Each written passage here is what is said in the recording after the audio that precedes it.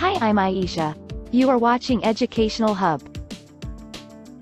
Reliability and validity are closely related, but they mean different things. A measurement can be reliable without being valid. However, if a measurement is valid, it is usually also reliable.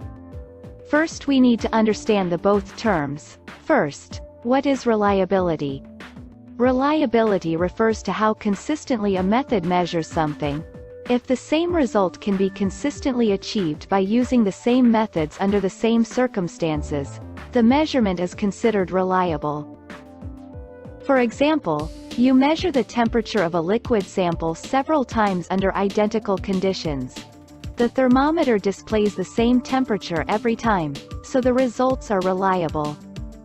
What is validity? Validity refers to how accurately a method measures what it is intended to measure. If research has high validity, that means it produces results that correspond to real properties, characteristics, and variations in the physical or social world. For example, if the thermometer shows different temperatures each time, even though you have carefully controlled conditions to ensure the sample's temperature stays the same, the thermometer is probably malfunctioning, and therefore its measurements are not valid. Different types of reliability can be estimated through various statistical methods. 1. Test-retest reliability. The consistency of a measure across time. Do you get the same results when you repeat the measurement? For example, a group of participants complete a questionnaire designed to measure personality traits. If they repeat the questionnaire days, weeks or months apart and give the same answers, this indicates high test-retest reliability. 2. Inter-rater reliability. The consistency of a measure across raters or observers. Do you get the same results when different people conduct the same measurement?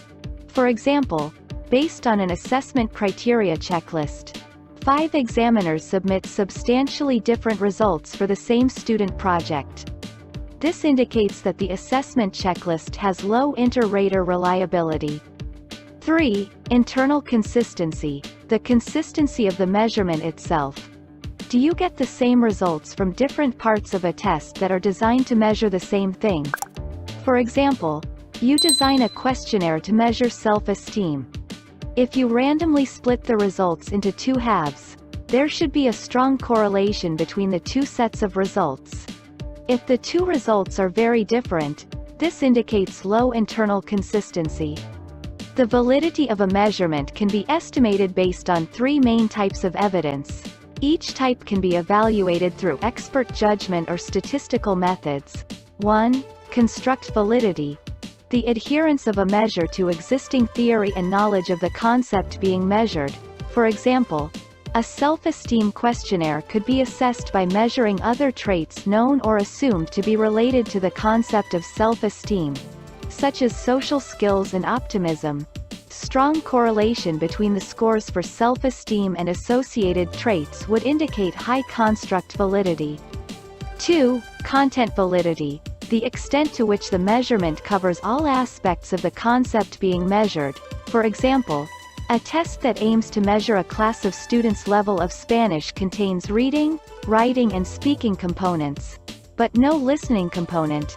Experts agree that listening comprehension is an essential aspect of language ability, so the test lacks content validity for measuring the overall level of ability in Spanish. 3. Criterion validity. The extent to which the result of a measure corresponds to other valid measures of the same concept. For example, a survey is conducted to measure the political opinions of voters in a region. If the results accurately predict the later outcome of an election in that region, this indicates that the survey has high criterion validity. It's appropriate to discuss reliability and validity in various sections of your thesis or dissertation or research paper, showing that you have taken them into account in planning your research and interpreting the results makes your work more credible and trustworthy. 1. Literature review. What have other researchers done to devise and improve methods that are reliable and valid? 2. Methodology. How did you plan your research to ensure reliability and validity of the measures used?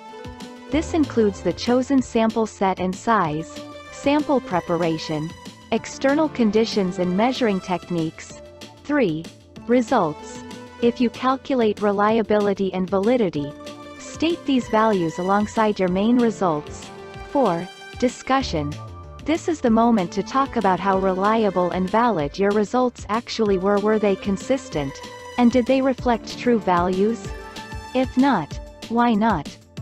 5. Conclusion.